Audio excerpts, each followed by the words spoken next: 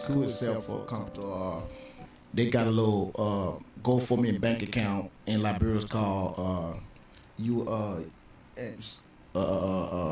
I got it on my phone here real quick. Okay. If I can go in here. Well, while you getting that together, why you go ahead, go ahead and get that together. I'm gonna go and get it together so real you quick. can get your information. Okay. And your guest that you brought in here, my man Calvin. Kevin. Yeah. Kevin. Okay, Yes. Kevin. Kevin, how are you? Oh, I'm good. How you doing? Good, man. Good. Glad for you to be here. Now, what's kind of your position and what Leo's doing and everything? Well, like he said, I'm a deacon at Forest Avenue. Okay. I also minister. I got a street ministry. Sent One Ministries is my ministry, and I'm a Christian rapper as well. Okay. So part of my ministry is trying to give back not only to my community, but I'm helping kids in Africa and other places where they're starving with money or they might be hungry or whatever I can do to help. One of the things I want to do here in Kansas City is help the young men that are in the streets that are struggling, they dying left and right, and they don't have nobody to look up to. Absolutely. I want to be that person to lead them to Christ. Absolutely. And me and Leo, we got something coming up August the 24th at the City Union Mission. I currently work there. I run the mission at nighttime. Okay. So one of the things we got is a big show from 1 to 3. We're going to give away a bunch of backpacks, clothes, pencils, everything kids need. Yeah. August 24th at 1 o'clock to 3 o'clock. Okay. And it'll be at 1108 East 10th Street. Okay. So that's dope, man. I think the conversation that we're talking about really is really just was really giving back and how do we move forward. You know, and right now we're in a situation where everybody's kind of everywhere, where everybody's everywhere and up in arms and things like that. So that's really why I reached out to kind of everybody here, and we have someone called here in a little bit that's a counselor, and psychologist, and things like that. Wow. You know, and deals with grief and just going through certain things in your life and depression. Yeah. But I also reached out to a young lady that's sitting here to my left. How are you today? Good, thank you for the young lady part. Awesome. I'm going to let you introduce yourself and who you are. Okay, well, my name is Velia. First of all, thank you for the invitation. Yes, my name is Velia Chavez, and I'm very involved in the community. I work for a local Spanish language TV station, and so on a daily basis, I get to work one-on-one with the community and hear about some of the concerns that occur in our community. Yeah. And it's a pleasure for me to be here. Sorry, Absolutely. I'm a little late, but no, you're good. You're actually perfect, right on time. Yeah, thank you for responding back. I really appreciate that because, oftentimes we hear it coming from our community, from us, and to reach out to the Spanish community and things like that to find out, what it is that maybe you guys are how are you feeling as we go through, whatever we've gone through. How I'm feeling? I feel a lot of things, a lot of emotions. Right. It's crazy, especially with what happened this weekend. Right. I'm originally from El Paso. I was born in El Paso, and I was raised from Kansas City, but I have my grandmother, my aunts, my uncles, my cousins, all of my family in El Paso. So when I found out about this on the news, I was almost like in shock and almost in denial that this was actually happening in my hometown. Absolutely. You always hear about it happening in other cities, and there's really no connection there. So you feel sad, but it's not the same kind of. Are you comfortable? Yeah, I'm okay. But it's not the same impact as when you're this is so close to your family and your loved ones. And I was recently in El Paso in December, and we were staying just a few blocks away from that Walmart. We actually stopped at that Walmart. Wow. And then later on, I found out that one of my second cousins, her son was actually working at that Walmart when the incident happened. And so it really hit home, and it's really sad. But the irony is that the person that attacked the Walmart that had this attack on specifically Hispanics, the Hispanic invasion, how they're referring to it. Right.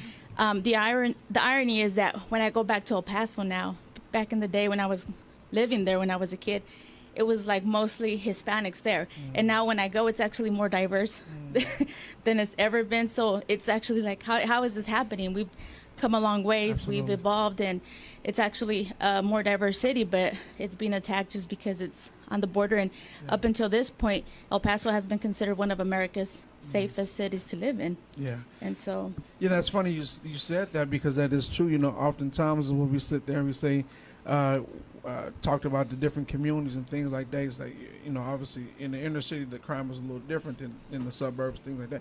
So people say, you know, this shouldn't have happened here, you know, and the suburbs say, well, this never happens here, but crime happens everywhere, and it's a true testament to nowadays that we the climate that we're in, you know, and it's been said a lot of times that, you know, and they say, well, Trump is stirring up a lot of this stuff and everything, and to be honest, it just, I mean, there's really no way of getting around it. And I always say that, you know, you put the blame on, you know, whoever the blame is put on. Don't shift the blame. And you know, if it's a mental disorder, you know, claim it as that.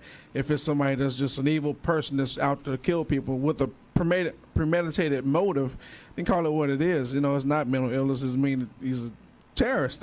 he's a murderer. You know, call it what it is.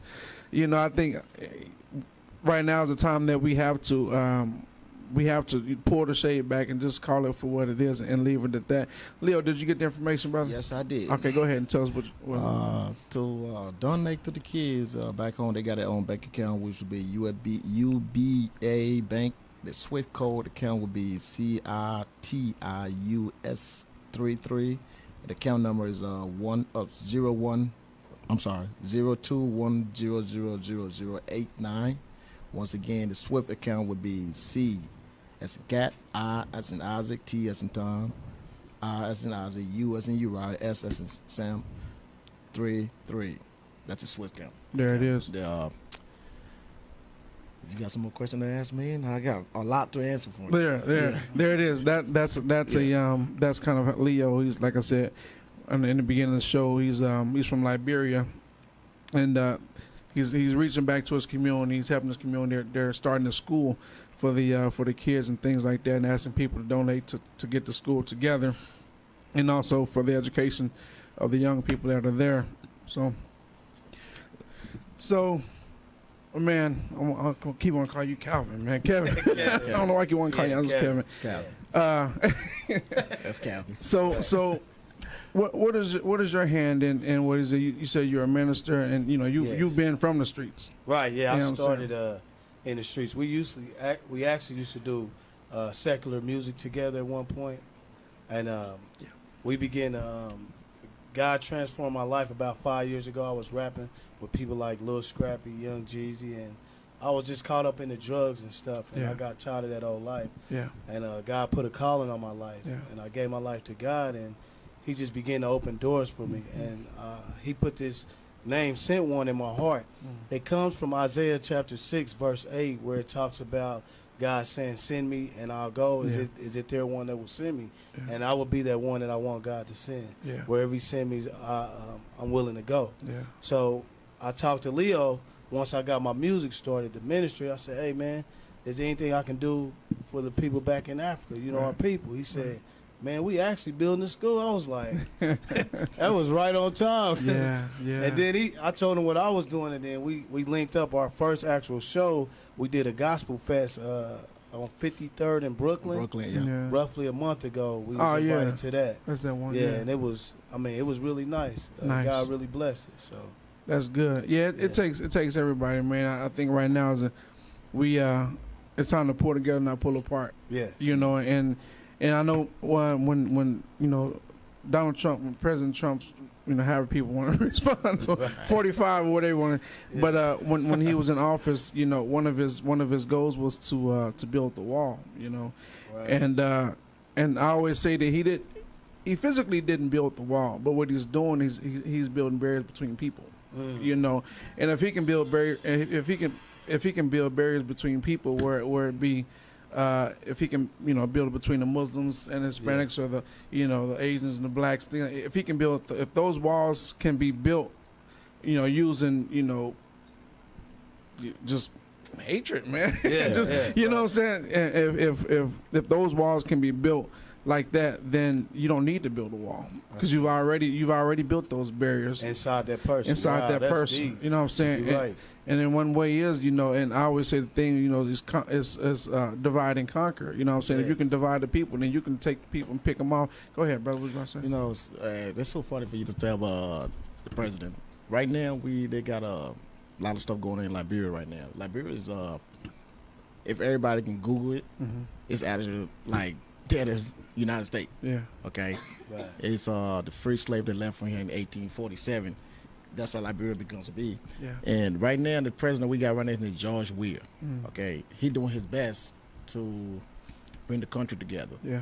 But then politicians, you know, they got a lot of stuff going on that we'll be talking. Somebody will get here, talk bad about this guy, you know. But he doing his best. Yeah. And for me right now, I'm not into that politics stuff. Sure. My goal is to help these kids. That's my goal. That's right. Yeah. Yeah. Okay. And these kids, you got teachers over there that literally donate their time Right. to go teach. They Yeah. only make like $40 a month. Yeah. Wow. We use that at Press Shop to buy candy. Yeah. You know, In a week. It's a gas. In a couple of days. In a day, I just spend Yeah. $50 just leaving my house. Yeah, So yeah. that's what people make in a month. Yeah. You know, so these people, it's just not about the kids, but the teachers. They're helping these kids to learn Right. to be what they need to be. Absolutely. So, like I said, if everybody watching the show today, I hope they can just listen Yeah. and go into your heart. The money is not coming to me; it going straight to their account. That's Yeah. right. And like I said, I just give the account number to everybody. And if they need it, they can always hit me on Facebook. Yeah. They can call my phone. I can give you my phone. I can get them my phone number. They can call me anytime. Yeah. I don't have no problem with that. Cool. But it's all about the kids. For me, all that politics, everybody get on Facebook and talk about who did the blah blah blah. If you tell me what you can do, Yeah. you know, Yeah. that's my goal. Absolutely. Tell us what you can do back in Liberia, because Liberia is built. It's built for everybody. Right. It's built for you, Americans and Africans. That's what Yeah, Liberia is everybody's- built for. Absolutely. Okay, for us, like if you look at the Liberians, if you look in the Liberian community right now, we don't. People look at it and be like, okay, are you African or what? How it's supposed to Yeah, look like? yeah. You know, that's why I ask people, how do Africans look like? You know, we all the same people. Yeah. But Liberians, they actually like Black Americans. Mm. That's how we are. But because if you look at our history, most of the presidents they're from right here, Georgia, Yeah.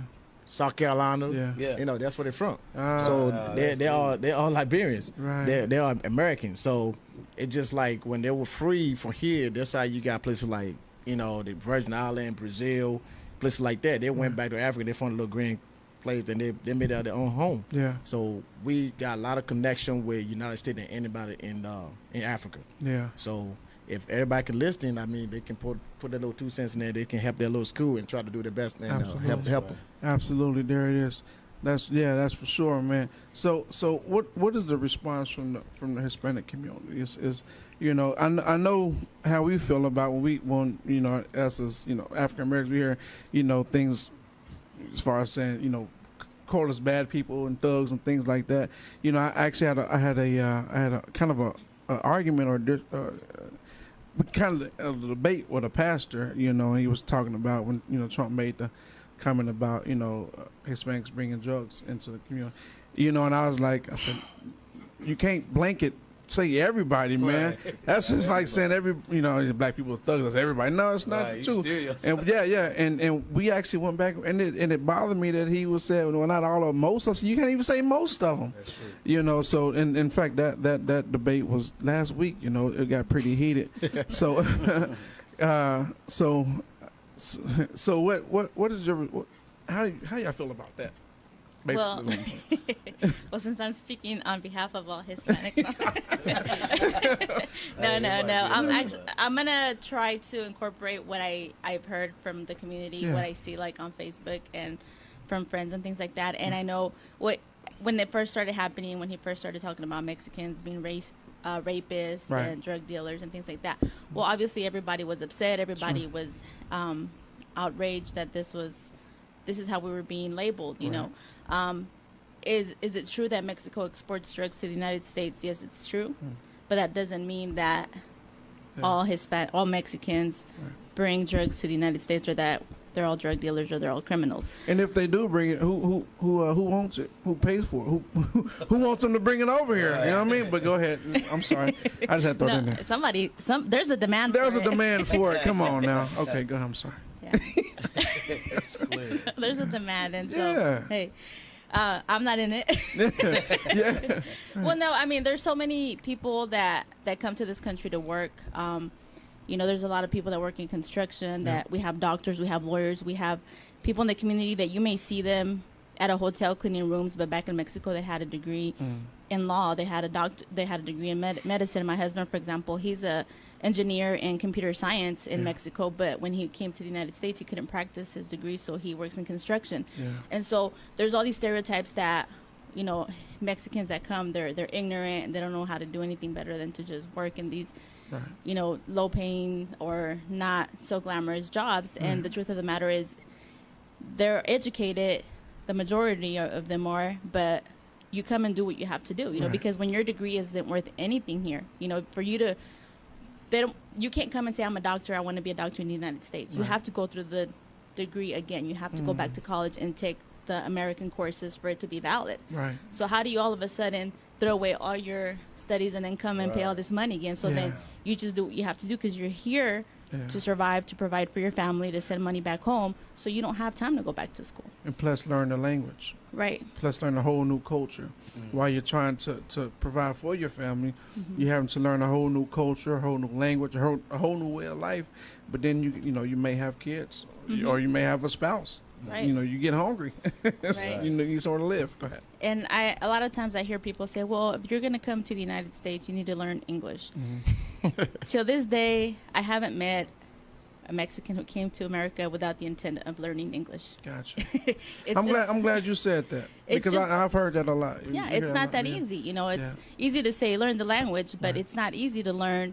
You know, how long does it take us when we're born here and we go to school here? It takes us years to learn the language, you know, because we have to go through school, English vocabulary, learning grammar and everything. Absolutely. So how do you expect somebody who's already just here to work to just all of a sudden speak a language overnight? My mother's been here all my life, you know. I'm not going to say how old I am, but for her it's been challenging because she came as an adult. She didn't go to school here, so she can't have the same level of English as somebody who was raised here. And she was already fluent in up into her ages with Spanish, and then to come in and try to reverse all that. Because I've been trying to learn Spanish, and I read a couple books, I'm like, yeah, I'm done for now. It's hard. You said it's hard. Yeah. Right. And so going back to the comments of, you know, a lot of people were upset, but we know the truth. We know the reality. We know what we stand for. And so those are comments that come from somebody who, in my personal opinion, is kind of already on the other side, you know, that they don't make the best choices. He's ignorant. And I'm kind of the type of person that I take the comments who they come from. And if it comes from someone who is really irrelevant to me, other than the fact that he's in an office that exists, to most of us it doesn't really matter. What has affected us the most is the fear that it's created with all the immigration, with all the ICE, with all the rumors of there's going to be how do you call it? The mass deportation. The mass deportations.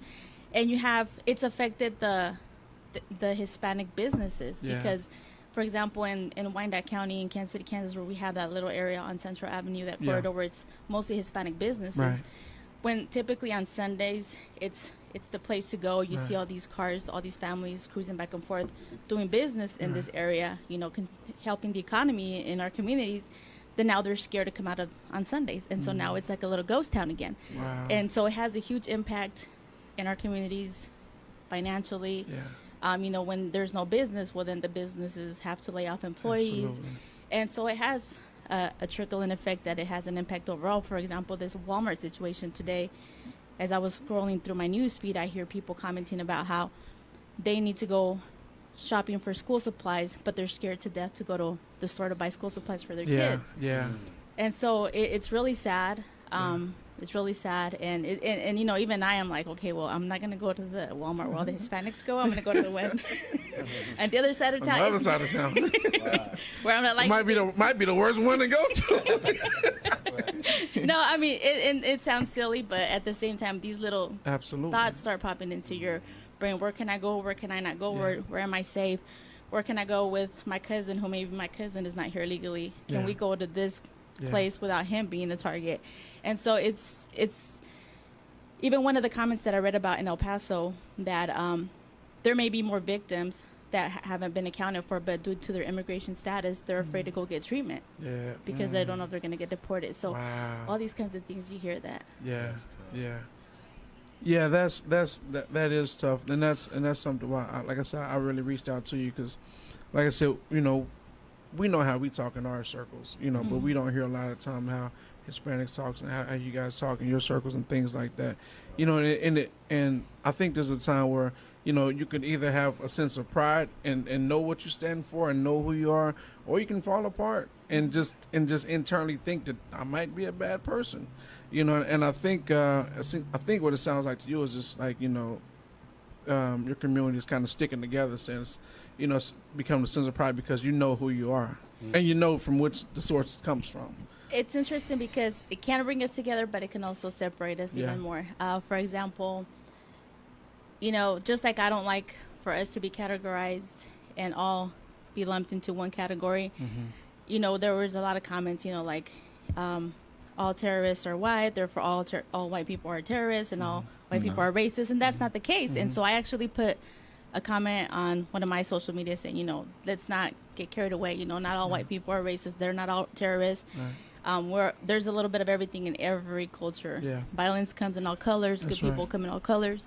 And so I even got backlash for that. Like, why are you defending them instead of defending your own people? And I'm like, no, that's not what I'm trying to do. You get defend the good people. Right. I'm defending, good people, not any particular group. And so, I just feel like we have to treat each other the way we want to be treated. Absolutely. And that's what I tell my kids. I say, treat people how you want them to be treated. If somebody treats you well, then you treat them well. Somebody treats you bad, hey, don't roll over, and give them the same thing to give back. And that's in a sense of pride and things like that. It makes you stand up for yourself. Anything you guys want to comment on that? Man, I love Mexicans. Yeah. They're all my people. So they're hard workers just like we are. Yeah. Right on. And I like to be around them. We play soccer together. Yeah. My older daughter is mixed. She's Mexican. We're going to take a quick break real quick. We're going to take a break. Mr. Walker, sorry to cut you off, brother.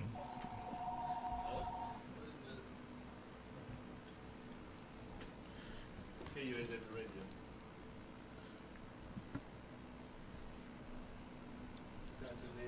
Yep. Okay. I'm going to put you on hold. We'll be right back. We're going to take a break and we'll bring you in right after that, about 90 seconds.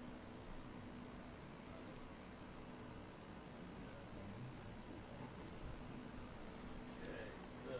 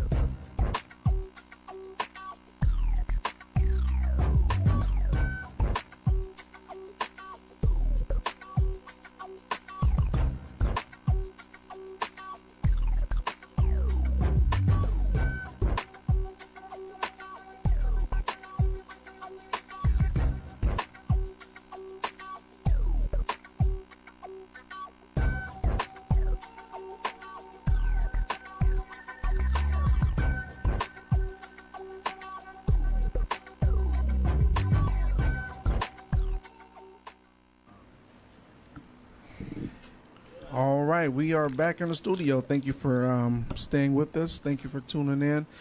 You can always hit us at KUAW.org, or our phone is probably tied up now, but it's phone number 816-599-6893, 816-599-6893.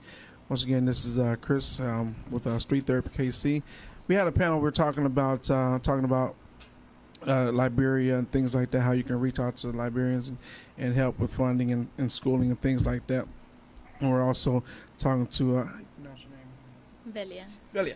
All right. You can call me V if it's Call it V. Velia.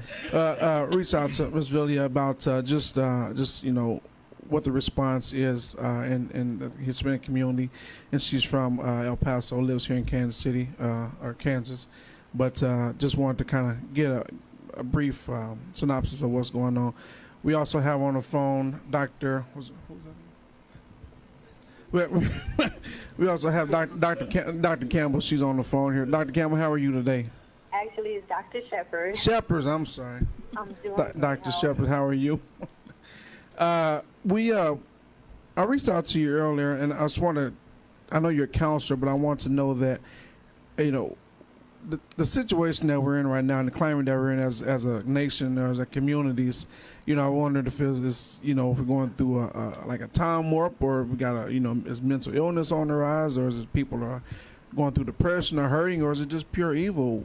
It's, by that being your field, what do you think about that, Dr. Campbell? Well, I was reading Sure. an article today where it was stating that mental illness was the reason for the El Paso and Dayton, Ohio incidents. But before I begin, I would like to express my condolences to the victims, family members, and friends Yes. of El Paso, Texas, and Dayton, Ohio. Absolutely. And in addition, I would like to let Kansas City know that my prayers are with you in the wake of the senseless murders occurring in your city, which is currently up to 85 for 2019. So I just want to let you guys know my prayers are with you. And, well, when I look at Thank you. mental illness and research studies that have been conducted, for example, the National Institute of Mental Health Uh-huh. sponsored a study of 10,000 people where they measured how many of these people were hitters, did they punch, did they shove, did they have violent attacks.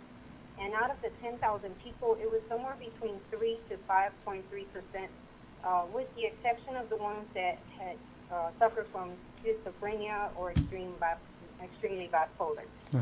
So that tells me that we're not looking at mental illness when we're looking at the mass murders. We're looking more into problem with gun safety laws, and we need stronger gun safety laws, and that's where that's an area of opportunity. It is. Yeah, it is. It's funny you said that, because they were talking about gun safety laws, and it's, we can go back before, Sandy Hook, when the guy went and killed the little kids in the school. We can go back farther to with Columbine. They were talking about gun safety laws, and things like that. It just seems like every time there's a mass shooting, that gets brought up, but it, for whatever reason, it drops between the people and the government, or I don't, in the NRA or whatever case, for whatever reason, that ball gets dropped until something else happens, and then it comes back around again. Then we talk about it, then it dies off again. What are your thoughts on that, Doctor? I feel that mental illness is being blamed for the negligence of the gun laws that are in place right now. Yeah, I agree. And for people who don't know you, can you give a little bit of background for yourself and introduce who you are and things like that? Okay. Once again, my name is Dr. Naomi Shepard. I'm a licensed clinical pastoral counselor. Mm-hmm. I also hold a doctorate of ministry in Christian counseling. I've worked with many youth and women, mostly in the field of being a support system to them in their career choices, and children in their decision making. Right. And so I have a lot of experience with that. I've worked in the Kansas City School District and as a substitute teacher, and helped a lot of students to, boost up their morale. Yeah. Nice. And I know that we were talking about in general earlier just about different things, and I think drugs came up. Right now we see like the opioid is supposed to be like just on the rise. We see a lot of people that are getting hooked on opioid, whether it be through pain killers and just taking opioids and dying off of them. Is I know there's no one set thing that's the cause. People say, I think Trump said it was the video games. Stop playing the video games. And then we talked about drugs. So I know there's no one set situation, but how can we narrow down to where we can that you notice and that you see in your field that we can just kind of alleviate a lot of this pressure? Well, I could say that mental illness is treatable, and these are some of the ways. One of the main ways is what you eat. For example, we should be eating fruit, vegetables, water, baked or grilled chicken and turkey, and avoid processed foods. We should be exercising daily, or at least 3 to 5 days a week. If you see where you're running into a problem that you feel like you can't solve, because we have this stigma that we shouldn't go to counselors and talk with them, but I mean, it's the best thing for them because you can catch a problem at the onset as opposed to waiting until it gets to be too much and you can't handle it. Yeah. And the other thing is medication, but the medication, being make sure that if somebody's giving you medication that you're taking it properly, and just understand that with medication there are a lot of side effects. So those are the things that is important to pay attention to that will help to alleviate mental illness. Yeah. Some of the things that can if you do maybe have a touch of mental illness. Now, question: you talked about the health and diet and things like that. Now, can mental illness be something that's passed on through your genes, as far as from your parents or from your grandparents? Is that something that can be passed down through your genealogy? That is correct. It can be passed down from if you have a mother that has suffered from mental illness, or a father, or both. It can be passed down. Yes. Yeah. That's interesting. I had a friend of mine that had a mental disorder, and it we didn't know how to deal with it, and in fact it's funny because not funny haha, but it's ironic that growing up when we knew that people had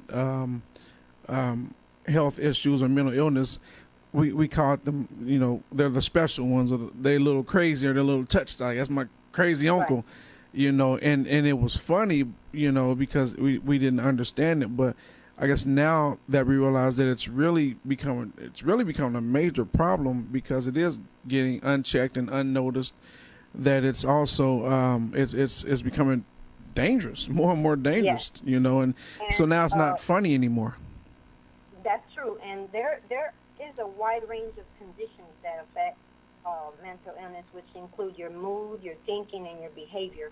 It is classified as a medical condition, just like a heart disease or diabetes. In fact, nearly 1 in 5 people experience some form of mental illness throughout their lifetime. There are also 1 in 24 that have serious mental illnesses, and 1 in 12 has a diagnosable substance abuse disorder. So, I mean, it's prevalent. Yeah. We got a panel here. I just wonder if there's any questions anybody might have for the doctor that they kind of, it's on their heart or mind. Me personally, no. Okay. All right. Well, I'll keep. Yeah, there's a panel of folks here, and we're just kind of hash it out and see what what's going on. And now I can tell you some signs of mental illness. Some things that you could be looking for, and probably your family members and friends that can be, somebody can think it's one thing, but it can be connected to mental illness. And some of these signs are obesity, fatigue, chronic pain. To give you an example for chronic pain, like if I have a student and they're like, my tummy hurts, and they continue to complain because they cannot express, I'm depressed. Yeah. or I'm having anxiety, so they'll say my tummy hurts. Yeah. Tics and twitches, sinus problems, nausea, gastrointestinal complaints, weight loss, headaches. Those are some of the signs that you can look for in your family members and as well as children, especially children, because they don't know how to express that they have anxiety or depression. Absolutely. You know, a lot of times, you know, well, sometimes when we hear these stories, you know, you say, well, he was on Facebook and he posted some things that might have been disturbed, but we really didn't pay attention because that's just him. Or he was isolated. He always kind of stayed to himself, and he didn't really engage with anybody. Or he was bullied and he got enough of being bullied, so he just went out and, you know, or his girlfriend broke up with him, or he had a bad home situation. You know, so you hear a lot of different scenarios on how these people, how the person that deals with it, how they finally just click, I guess.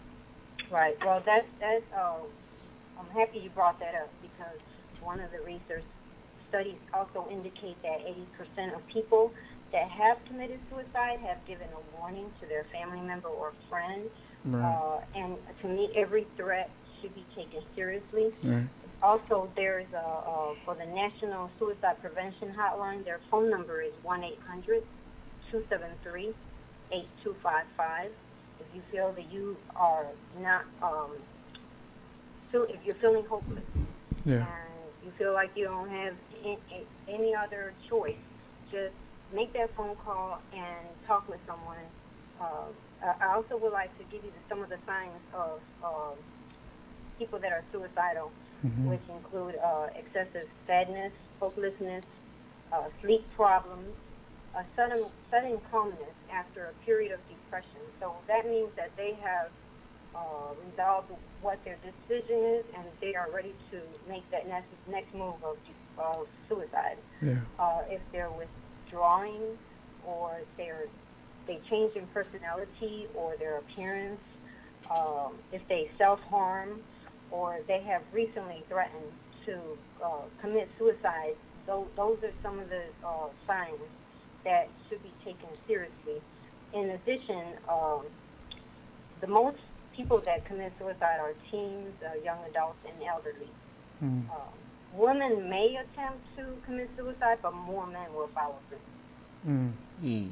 Hey, Dr. Shepard, I was wanting to know, as we're talking about the violence and stuff, does most mental illness, though, are they violent, or what's the percentage of mental ill people that are actually violent people, or is it maybe a misnomer to think that it always ends in violence? Well, I don't have that percentage, but the research study I had mentioned earlier from sponsored by the National Institute of Mental Health, they surveyed 10,000 people. And out of those 10,000, only 3 to 5.3% were hitters. You know, they punch, they shove, or they have exhibit violent attacks.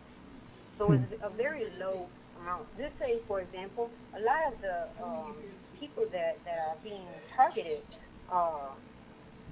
mental ill people, are being targeted. They can be targeted by the police, because they don't know how to handle the mental illness, or I kind of feel like there should be more training with police on how to handle mental illness, so when they approach someone that is suffering from a mental illness, that their ultimate decision won't be to, kill them. That won't be their ultimate goal, is to terminate the person, to kill them. Right. Yeah. They can call in probably a negotiator or someone that specializes in that area that can come out and help them out with the situation. Absolutely. Dr. Shepard, if there's someone that wants to reach out to you, connect with you, maybe go, I know you gave the number to the suicide number, but is there any contact that people can reach out to you if they're needing to talk to you, or just contact you? Yes, sir. Now, I can be booked virtually as well as in-person appointments. You can reach me on all platforms, Facebook, Instagram, and Twitter at ShepardSafehaven.com. So Shepard is spelled differently. It's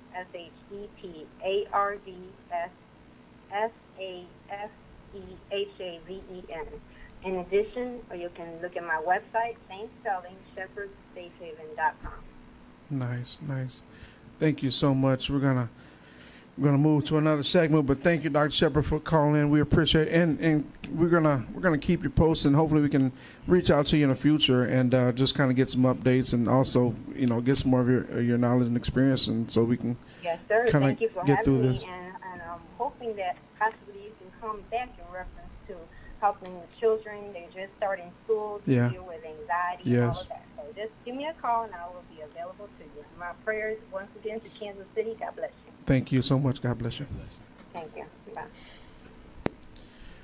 All right, that was Dr. Shepard, man. She called in and gave a number to the hotline and wanted to talk about mental illness, how it affects communities and things like that. Any comments about mental illness in the circle here, Bob? Well, one thing that I wanted to mention is that I don't know if this is something that everybody else has noticed, but it seems like lately everybody has anxiety. Like the youth, everybody's constantly saying they're anxious. I don't know if it's because of social media. I was gonna say, yeah. Yeah. It's funny you said that. I don't mean to cut you off, but I was recently with a young person the other day. We were looking at their phone, just kind of messing around with the phones. And it was like, I didn't get 52 likes. I didn't get enough likes. I gotta post something else. I gotta post another picture. And I'm like, wow, is it really? I mean, really It means freaking something. out. Yeah. Right. Freaking out because they didn't get likes or a certain amount of people. And I just thought, wow. And it took like 50 pictures to get that one picture that people accepted it and they didn't really like it. So yeah, you said one thing, for social media or Something. yeah. Well, I think all the violence that's going on could be a thing with giving people anxiety too. You Yeah. turn on the news, it's one event after another. It's like this last weekend, shootings here in Kansas City, the Yes, mass sir. shootings on the news. Absolutely. Everyone should have a little anxiety kind Right. of building up there. As you mentioned of knowing if you want to go outside, do you want to go shopping? When you go in Walmart, will you be looking over your shoulder now a little bit? Those type of things, just from not just social media, but just all the news that we get about bad things Absolutely. happening. Say when you go to I guess we can stick with Walmart. Say when you go to a Walmart and there's a kid back there playing with, a toy, and the toy hits the ground like pow. Do you automatically jump? Because, Right. You know what I'm saying? Because you hear it, you think is it that much on the edge, and it might be. To the point where when you hear things, you do jump, and in fact that's I think that's like a light form of PTSD. That's a post traumatic syndrome. Yeah. That's yeah, right here in the United States. I mean, it's not as far as where it goes to the military. You've gone there, but I mean, it's guns, it's violence. Yeah. That's a form of It's PTSD. kind of a little funny for me to listen to violent stuff in the United States because when you're overseas, and for me coming here when I was young, we seen violent. I seen violent when I was age of 9, 10, 11. It was Civil War, like everybody know it happened in Liberia. Yeah. 15 year worth of Civil War. Yeah. Who stopped the war was George Bush. And for me, everybody asks me, I don't like guns. Yeah. Right. I don't own a gun. I don't like gun. My gun is the Bible. Yeah. That's my gun. Yeah. I can fight you in the old country way. We can put these do stuff, and we can go there. But guns, I don't do guns because I see what guns can do. Yeah. And that's some of the reason why I'm so passionate for these kids. Yeah. Because Liberia is a little country. Yeah. Same size as Iowa. Iowa just a little bit bigger than Liberia. And Monrovia is a little small, little funny. You got over millions of people in Monrovia. Wow. And people down there, it's so many people then they don't have enough jobs. And some of these people cannot afford to get their kids in. Can you imagine? Okay, for example, each child, the ticket of each child's in that school is $120. Yeah. That $120 give them backpack, shoes, clothes, the whole year lunch. Yeah. Here, when I went to Metro Tech, because I see my You get free lunch. I get free lunch. You think it's free, but it's not free. Fill out So the paper. when you look at it, it costs just me alone in school Yeah. at Metro Yeah. over $1,000 just for them to feed me. Yeah. Yeah. And in Liberia, it's called these kids $120 for the whole year. You spend $120 on I can spend $120 on get a Right. quick trip, just buying donuts. Yeah. What you call this place? KC's to buy KC donuts. Yeah. You can do that. So that's why I'm so glad that I'm here Yeah. to talk to you guys about these kids. It's just Yeah. it's just a blessing for me to and people think Africa just a place that you go down and you just see zebras. And, Right. Nah, it's not like that, people. Yeah. For me and myself, when I grew up here Yeah. in Kansas City. All I know is Kansas City Yeah. and Memphis. Yeah. Okay, that's where I grew up at. And coming here, when I first got here in Kansas City in '93, they took me, from Africa, and I'm right in the school. People try to come to you're African. Then when they get to know me, Yeah. they kind of had a second thought about it. Yeah. It's the same thing that happened to me. I have not been to Africa since I was like 12 years old. Yeah. So I had to go back in 2017. Yeah. When I came back, I used to go to the store and buy $200 shoes. Yeah. But when I came back, my shoes aren't even paying $40 no more. Because I got a whole different way of thinking now. Absolutely. It changed the way that I look at life, and I hope as African Americans stop watching too much TV and go home and see what's going on for yourself. Right. Don't listen to he said, she said, no, that ain't gonna help you. For myself, I had to go back, although I came from down there, but I didn't remember nothing no more. Yeah. So when I go back there, Yeah. I see I'm like, wow. Yeah. And these kids out here, I come out here, and then when the first day I came from Africa, I was going to my buddy Anthony's shop on 31st and 35th in Indiana. So I'm coming down the street, this kid walking with pants way down here. Right. So I'm looking like, God, please buy this kid a plane ticket and just let him go back home and see how he look like. When he come back, He'd be different. He'd be a different person. Yeah. Because the type of opportunity we have here, you don't take advantage of that. Right. That's why I'm so passionate now to help these kids. Absolutely. It costs $120, people. $120 for each kid for the whole year Yeah. to Yeah. take care of them. So I would be so glad if people can if it's $20, this money don't come to me. I don't even see the money. Yeah. So don't think the money come to me. I don't even see the money. It goes straight in this. This bank is connected with a bank in what's it called? New York. Yeah. Everything in Liberia is connected with United States because United States own Liberia. Yeah. Before you become president in Liberia, United States gotta approve it. Yeah. So Yeah. that's how it goes. Yeah. Yeah. Your own Oprah Winfrey. They got Her background's from Liberia. United States got. They got Yeah. it's owned by United States, so they speak English just like you guys over here, but Absolutely. they speak though British English. Your United States got an independence on July 4th. Yeah. They just had their independence on the 26th, July 26th. So they got an independence from the same person, which is Great Britain. Yeah. And people don't know that if you ask anybody around the world, United States got an independence, they don't even know. People just don't know. United States got an independence from Great Britain, Yeah. and we got our independence from Great Britain. Yeah. So they fought for United States in World War I, World War II. They're the only country in Africa would stand up for United States every time. Because they're all Americans. So, and they're down there, they need help. So that's why we need to, I need to step out here and try to talk to people out here, especially my Metro Tech people. No. Yeah. Let me get her in real quick. I just wanted to contribute to that because it's interesting how you mentioned how the United States got its independence from Great Britain and Liberia and how everybody speaks English in Liberia. Yeah. Sorry if I didn't pronounce that right. But Yeah, it brings us back to the point that English was not, my point, that English is not the native language of America. No. And that's another thing that we deal with every day is that they want us to not speak our native tongue. I was born in the U.S., but Spanish was my first language. Yeah. And, I was lucky to go to school here and learn English. But when I speak to my grandmother, when I speak to my parents, when I speak to my elder aunts or, people in the family, I have to speak Spanish to them. And so that's one of the other things that we're facing challenges with is that it's frowned upon for us to speak English, Spanish in public. And I understand the part where, when I was growing up, if we were having dinner at my uncle's house or my grandmother's house, and they would tell us, don't speak English at the table because grandma doesn't understand.